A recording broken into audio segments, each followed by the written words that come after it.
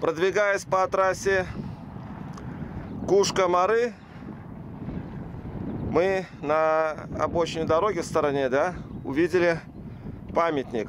Ну и решили подойти, посмотреть, что это такое и кому. И как выяснилось, это памятник пограничникам туркменским, уже не советским, уже 96-го года. Сейчас я вам покажу табличку, на которой все написано.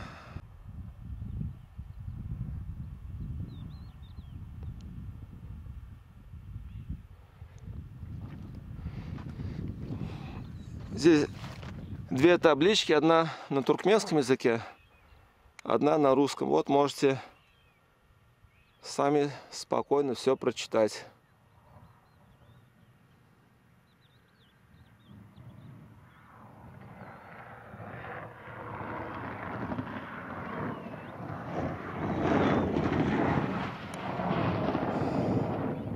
Да. А до границы здесь километров 100, наверное.